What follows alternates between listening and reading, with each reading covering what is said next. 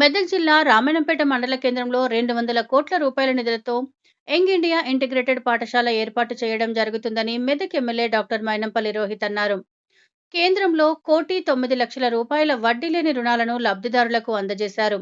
వివిధ కారణాలతో ఆసుపత్రిలో చికిత్స పొందిన 16 మంది లబ్ధిదారులకు సుమారు 7 లక్షల రూపాయల చెక్కులను మెదక్ ఎమ్మెల్యే డాక్టర్ మైనంపల్లి రోహిత్ చేతుల మీదుగా అందజేశారు. ఇందిరా శక్తి సంబరంలో భాగంగా డ్వాక్రా మహిళలకు ఇందిరమ్మ చీరలను పంపిణీ చేశారు.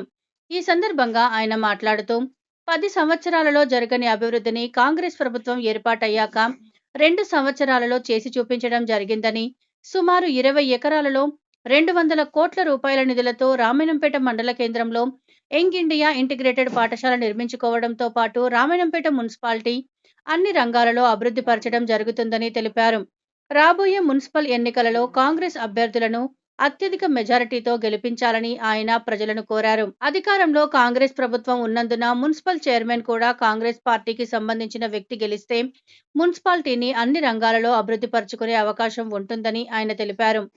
పేదవారు సైతం సన్నబియ్యం తినాలనే ఉద్దేశంతో ప్రభుత్వం సన్నబియ్యం పథకం ద్వారా పేదలకు సన్నబియ్యం అందించడం జరుగుతుందని, మహిళలు ఆర్థికంగా ఎదగడానికి మహిళా సంఘాలకు వడ్డీ లేని రుణాలు అందించడం జరుగుతుందని ఆయన తెలిపారు.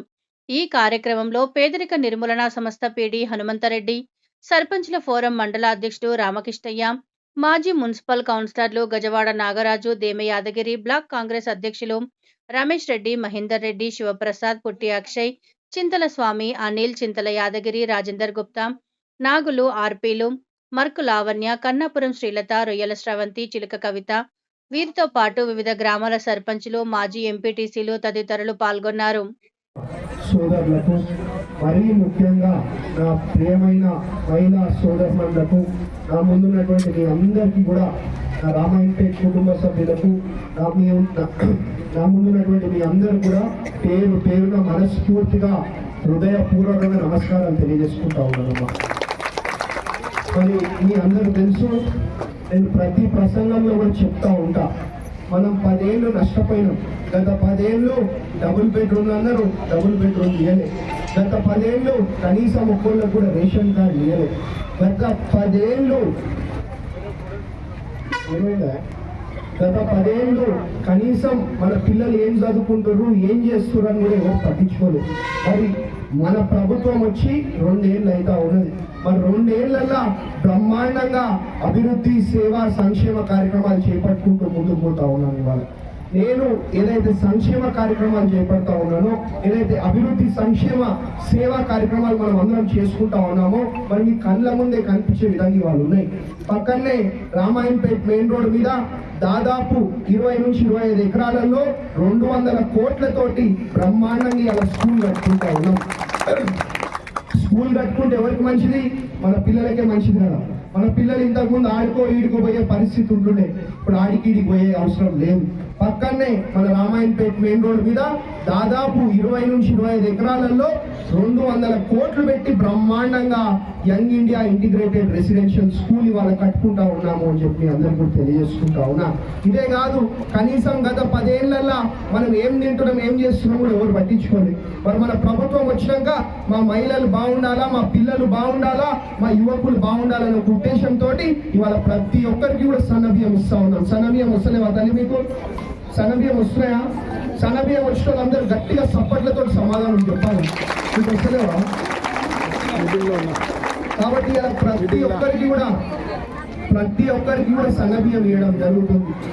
మా మహిళలకైతే బస్సు ఫ్రీ అయినా, బస్సు ఎక్కితే ఏడికన్నా పోవచ్చు ఫ్రీగా. కాబట్టి గత 10 ఏళ్లలో మొత్తం మన ప్రభుత్వాన్ని అప్పుల పాలు చేసుకోవడం జరిగింది.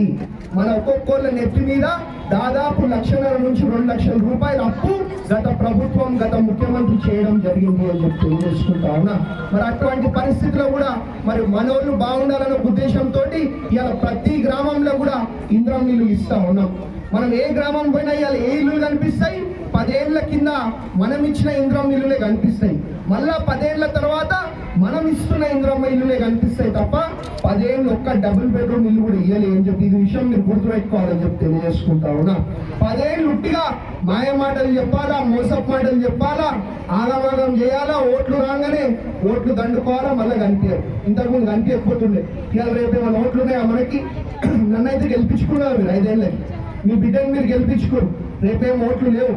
నేనేం చెప్పినా ఎన్నికల ముందు ఒకలాగా, ఎన్నికల తర్వాత ఒకలాగా పనిచేసే ఒక అవసరం మాకు లేదు. ఏదున్నా మీ యొక్క కుటుంబ సభ్యులాగానే పనిచేస్తా అని చెప్పడం జరిగింది. ఇవాళ మీకు మాటలు చెప్పే అవసరం లేదు, కానీ నేను ఎప్పటికి కూడా మీ బిడ్డనే, మీకోసమే పనిచేస్తా, మీకోసమే మన రామాయణపేట కోసమే పని చేసుకుంటూ ముందుకు పోతా అని చెప్పి మీ అందరూ కూడా మాటిస్తా ఉన్నా. కాబట్టి ఇవే కాదు, ఇక